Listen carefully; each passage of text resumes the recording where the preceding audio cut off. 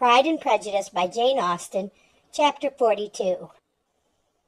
Had Elizabeth's opinion been all drawn from her own family, she could not have formed a very pleasing opinion of conjugal felicity or domestic comfort.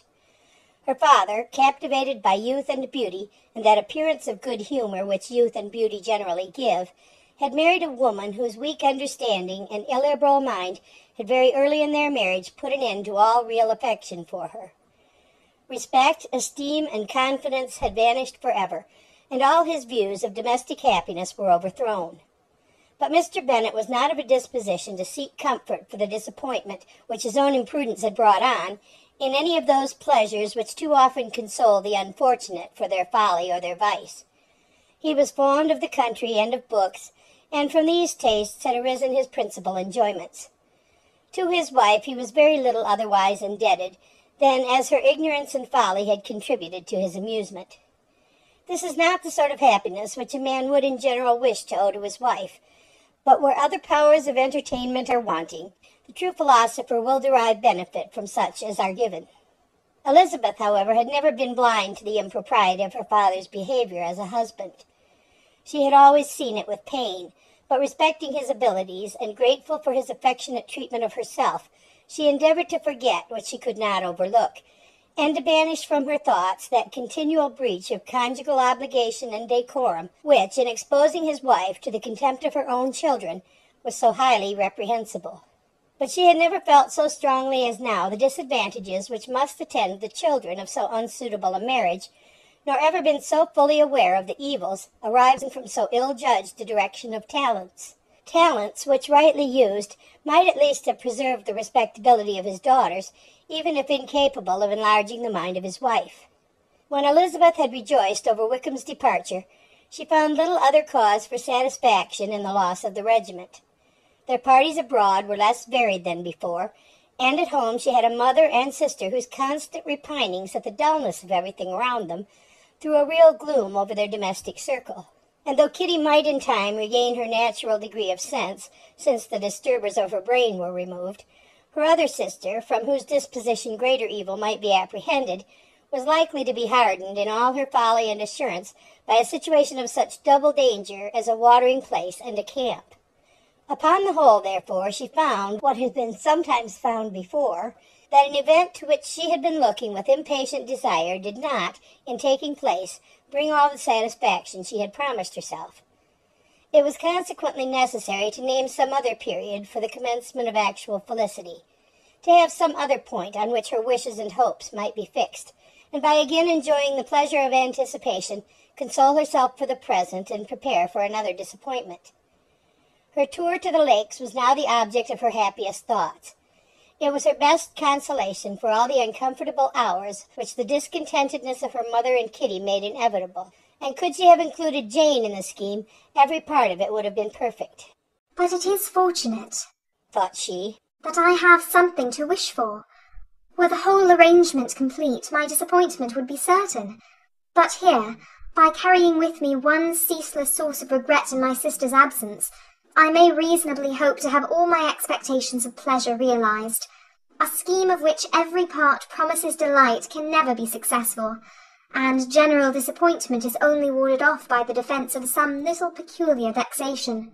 When Lydia went away, she promised to write very often and very minutely to her mother and Kitty, but her letters were always long expected and always very short.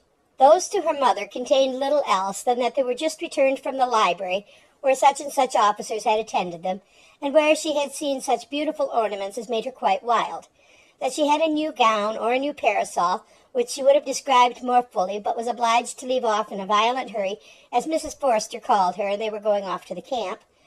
And from her correspondence with her sister there was still less to be learnt, for her letters to Kitty, though rather longer, were much too full of lines under the words to be made public. After the first fortnight or 3 weeks of her absence, health, good humour, and cheerfulness began to reappear at Longbourn. Everything wore a happier aspect. The families who had been in town for the winter came back again, and summer finery and summer engagements arose. Mrs. Bennet was restored to her usual querulous serenity, and by the middle of June Kitty was so much recovered as to be able to enter Meryton without tears, an event of such happy promise as to make Elizabeth hope that by the following Christmas she might be so tolerably reasonable as not to mention an officer above once a day, unless, by some cruel and malicious arrangement at the War Office, another regiment should be quartered in Meryton.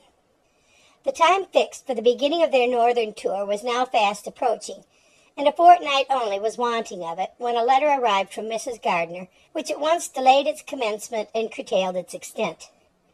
Mr. Gardiner would be prevented by business from setting out till a fortnight later in July, and must be in London again within a month. And as that left too short a period for them to go so far and see so much as they had proposed, or at least to see it with the leisure and comfort they had built on, they were obliged to give up the lakes and substitute a more contracted tour, and according to the present plan were to go no farther northwards than Derbyshire. In that county there was enough to be seen to occupy the chief of their 3 weeks, and to Mrs. Gardiner it had a peculiarly strong attraction. The town where she had formerly passed some years of her life, and where they were now to spend a few days, was probably as great an object of her curiosity as all the celebrated beauties of Matlock, Chatsworth, Dovetail, or the Peak. Elizabeth was excessively disappointed. She had set her heart on seeing the lakes, and still thought there might have been time enough. But it was her business to be satisfied, and certainly her temper to be happy, and all was soon right again. With the mention of Derbyshire there were many ideas connected. It was impossible for her to see the word without thinking of Pemberley and its owner. "But surely," said she, "I may enter his county without impunity, and rob it of a few petrified spars without his perceiving me."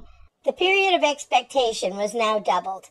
4 weeks were to pass away before her uncle and aunt's arrival. But they did pass away, and Mr. and Mrs. Gardiner, with their 4 children, did at length appear at Longbourn. The children, 2 girls of 6 and 8 years old, and 2 younger boys, were to be left under the particular care of their cousin Jane, who was the general favorite, and whose steady sense and sweetness of temper exactly adapted her for attending to them in every way, teaching them, playing with them, and loving them. The Gardiners stayed only one night at Longbourn, and set off the next morning with Elizabeth in pursuit of novelty and amusement. One enjoyment was certain, that of suitableness of companions, a suitableness which comprehended health and temper to bear inconveniences, cheerfulness to enhance every pleasure, and affection and intelligence which might supply it among themselves if there were disappointments abroad. It is not the object of this work to give a description of Derbyshire, nor of any of the remarkable places through which their route thither lay. Oxford, Blenheim, Warwick, Kenilworth, Birmingham, etc., are sufficiently known. A small part of Derbyshire is all the present concern. To the little town of Lambton, the scene of Mrs. Gardiner's former residence, and where she had lately learned some acquaintance still remained, they bent their steps, after having seen all the principal wonders of the country. And within 5 miles of Lambton, Elizabeth found from her aunt that Pemberley was situated. It was not in their direct road, nor more than a mile or 2 out of it. In talking over their route the evening before, Mrs. Gardiner expressed an inclination to see the place again. Mr. Gardiner declared his willingness, and Elizabeth was applied to for her approbation. "My love, should you not like to see a place of which you have heard so much?" said her aunt. "A place, too, with which so many of your acquaintances are connected. Wickham passed all his youth there, you know." Elizabeth was distressed. She felt that she had no business at Pemberley, and was obliged to assume a disinclination for seeing it. She must own that she was tired of seeing great houses. After going over so many, she really had no pleasure in fine carpets or satin curtains. Mrs. Gardiner abused her stupidity.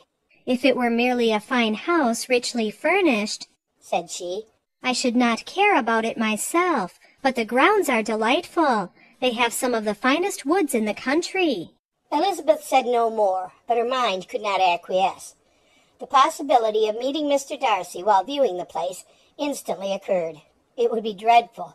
She blushed at the very idea, and thought it would be better to speak openly to her aunt than to run such a risk. But against this there were objections, and she finally resolved that it could be the last resource if her private inquiries to the absence of the family were unfavorably answered. Accordingly, when she retired at night, she asked the chambermaid whether Pemberley were not a very fine place, what was the name of its proprietor, and, with no little alarm, whether the family were down for the summer.